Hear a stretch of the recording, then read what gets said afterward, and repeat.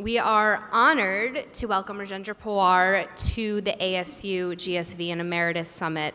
Rajendra, who is the chairman and co-founder of NIIT, will be in conversation with Chaitanya, the co-founder of Emeritus, and they will explore the transformative power of education and the future of skills development. So thank you both, and welcome you on stage. Good afternoon, everyone.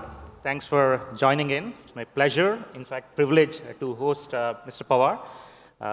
Padma Bhushan, Mr. Pawar, the third highest civilian honor in India, and which better person in terms of talking about the education sector and what we are experiencing now and what's in store for the future than somebody who has built an enduring education company since 1981.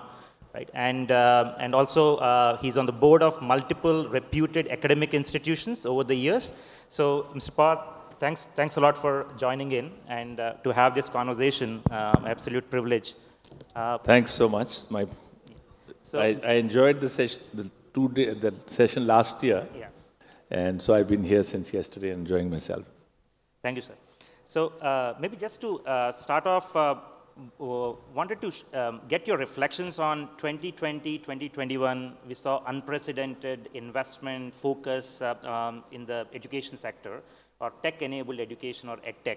However, 23, 24, there's been narrative which is about a lot of turbulence that's happening in the sector, specifically India. So just wanted to get your perspective from your vantage point. Are there systemic issues at hand, or is it intrinsic to few companies?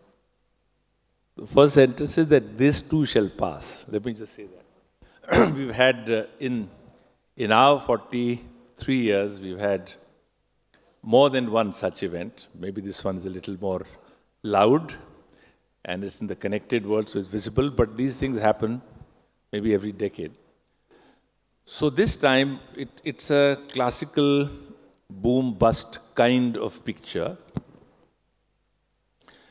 because while the edtech story has been building up and accelerating in the last decade, when COVID happened, it was interesting that, of course, it happened with no notice whatsoever. All of us were caught on the wrong foot, and everyone had to stay home. So one fine morning, education as we do it, education as we know it, stopped. And it stopped worldwide at the same time. And the only option at that time was something which was building up. And so everybody switched to online. So I'd written an article soon after that, which I had titled, because everybody was going gaga with online. So I said, good to be realistic. So I wrote an article after talking to a number of school teachers and principals. And the article was, Online Learning, Bored Students and Exhausted Teachers. That was a summary, which I figured because we've been dabbling with technology from 81. And we've known that online does a lot, but that some things online cannot do. But when COVID came, we had no option. So we got on to moving everything online. And so as against doing nothing in the real world, I never use the word offline because it looks like that's not the real thing. The real thing is the real thing, and then there's online. In the real thing, we were doing zero. Everything had stopped. And online, we were doing something. Let me just say 1/3. Okay? People feel it was doing 100, I thought it was doing 30. But something divided by zero, we know from early mathematics, is infinity. So it was infinitely better than doing nothing. So everybody thought this is the answer to all problems in life. And we saw a trend which was already building up. It was already building up. There was a lot of interest. And all of a sudden, it caught fire. And I think there's a very good book which has come out which talks of the learning trap, tries to look at the journey of the last decade or more of the sector. And so people were already beginning to put money on online learning for almost 5-7 years before. And at that time, the FOMO, the fear of missing out, just became astronomical. And the FOMO was with everybody in the whole cycle. Starts with the parent, if it's school education, or for a person working, it's, again a form of not learning. So from the learner who thought they would miss out everything, and I don't want to miss out, to the person who's offering the learning. If we don't do online, then we are nowhere.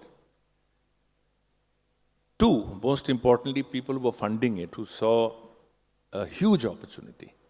They didn't want to miss out. So I've been told so often that if VCs do the kind of due diligence that they do, then what was happening at that time, and the fact that nothing was happening because there was just too much money, very few ideas, and everybody's in a hurry.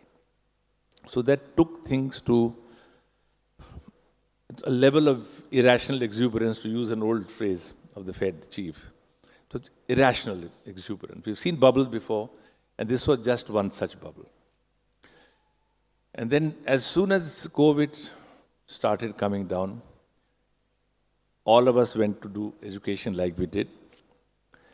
And in that sense, COVID became a phenomenal teacher. It told everybody to learn something about how to do stuff online. Whether you hated technology, you loved it, you had no choice. But when people came back to the real classroom again, they could see the contrast.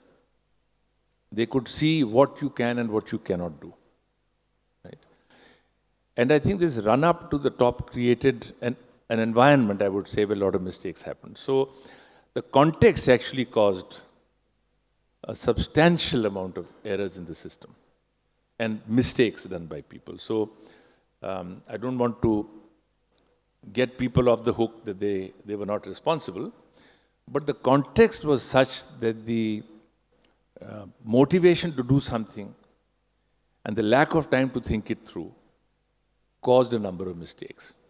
So you mentioned about the fear of missing out, or maybe having that extrapolates to having some checks and balances. So going further, what are some of the prescriptions you have or guardrails you have to ensure that such a thing cannot repeat? So if we look at the mistakes for a minute, I would think the biggest mistake was there was too much money.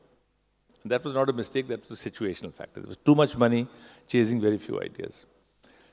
But what that caused as a consequence was a series of fairly serious mistakes, because everything we do will come from that, our lessons come from that. So first was, I think, promises made half because there was a belief that online will do everything, and half because it was okay to do it. And I think there was some errors there. So promises were made which could not be fulfilled. And in the hype of the moment, the promises in the cadence of the company, in the organizations, were deployed without being careful. So this is one of the biggest mistakes, that we as a sector, we made promises we could not keep. And then they came home to roost rather quickly. That was one. Second was that, and here perhaps I believe that most people who were just new in this business, they didn't understand this simple thing called revenue recognition.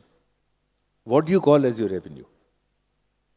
Right? So if I'm selling you a bottle of water, the moment it goes to you and you pay me 100 rupees, the revenue has been recognized at that time. But if I decide to serve you for a period of a month, and you say, I need my money, or I say I'll serve you, you give me the money in the beginning, and serve me for a month, how should I recognize the revenue? Theoretically, if you're giving 30 days of service, you say 100 divided by 30. Every day you start the service or end the service, you could say, bill me for this day. So revenue recognition is the second big mistake that happened. And I'll be generous to say that people didn't quite understand the consequences of not doing it right. But it was played a lot. It's played extensively, right? So this is the second big mistake which has happened, because your costs were coming later. You took your revenue earlier. Sometimes you took a cash earlier as well. Sometimes you had receivables which you couldn't get. So revenue recognition and continues to be a problem. It's not only for our sector. For the whole of the services sector, in the IT industry, same issue happened. So second big mistake, revenue recognition. And then I would say that after that, not fulfilling the promise. So one is a wrong promise. Second is not fulfilling. We've seen the rollout of that as well. So people said, but that's not what I said. And they said, that's what you said. So these 2 or 3 things were the very big mistakes which were done. And people didn't have a robust enough system. We call that governance, if you want, to worry about. So these were 3 big mistakes, I would say. In fact, when we were just talking with each other in the room outside, we have one young lady who walked up to you, and she's now with Senior Executive at AWS. She thanked you for congratulating her in terms of in-person, because NIIT was her first job, and apparently you and your co-founder were there in terms of shaking hands with all the team members and awarding high-performing members. And she imagined that one day she could be on that stage. So next year it happened, and she still remembers that. The earlier aspects you spoke about, maybe the honesty in terms of communication, in terms of what you're selling, it also ties back to the values that one would have as a company. In this case, one need to have as an education company. So building an organization, in fact, it was heartening to see her reaction in person. So wanted you to opine on what are the values that one should have in terms of building an enduring company and education, especially in the education sector. Any light you could throw there? So education belongs to the category which we call as public goods, it's not private goods. Okay, we expect that when we pay tax to the government, they'll give us good air, they'll give us water, they'll give us education, they'll give us healthcare. Okay, and they give us public spaces like parks and stuff. So deep down, I think in everybody's mind, all of you here, and if you have children, they go to school, and when the school raises the fee, you get very worked up. What are they doing? So it's our expectation as society that education should be a public good. But it is now getting commercialized. So the question is, when you look at values, to start with, we have to recognize that we are a very different sector from making stuff and selling. Chocolates and ice creams. And then you look at health, you look at a few things. Here, I think people's expectation is that you'll do things right. So now values, I mean, all companies have a document, is the values and beliefs. Either the founders or the founders have values, but it is those values that really count. So putting down values is not an intellectual exercise. It's something that you believe in yourself. So first of all, you have to have it. But that's not enough. Then you have to roll it out. You have to live it. You have to hold yourself accountable. You have to make yourself vulnerable. And to me, the values are, frankly, what our grandparents and parents taught us. It's not too complicated. Stay with the truth. So the bigger word is honesty, but stay with the truth. You know what the truth is. Stay with the truth. Respect people, so human dignity. Respect everybody. Respect elders, respect whoever you have to respect. And do what you said you would do. And finally, I would say the best value is you have to be useful and you have to be reliable. If you just take these 3 or 4 and convert them into whatever you want to do and then live by them, which means, and values get tested only when there's a violation, otherwise you don't know. How do the leaders respond when someone violates a value? Because everybody knows stuff is happening. So values are ingrained by rare examples of how you treat a violation. And simple things. So it's values to your people. They are the first and foremost. To me, that's the innermost concentric circle for founders. That how do you treat your people? So this whole question of customer comes first or people come first. I believe for founders and leaders, your own people come first, because then and only then can for your people, then the customer can come first. If they cannot, if not looking after them, how will they look after customers? So that's your next circle, your customers, suppliers, regulators, banks. That's a concentric circle around the core. And then you have a larger society. So you're accountable to all 3. And therefore your values should take care of all these three things is what I would say. Okay. I think we just have maybe under 2 minutes. Maybe final question would be, in the next 2 to 3 years, we would have edtech companies going public, right? And as a veteran in terms of leading a company in the public, that has gone public, what would your advice be in terms of how to conduct? So frankly, if you've got the right set of values and you are making yourself vulnerable to your people and you have good systems of listening, nothing changes. However, as a public company, you have shareholders. You have as a private company also shareholders, but when it's public, you have many shareholders. So my philosophy has been that I have to think about a remote shareholder. Let's say a widow who's got one share and her life depends on it.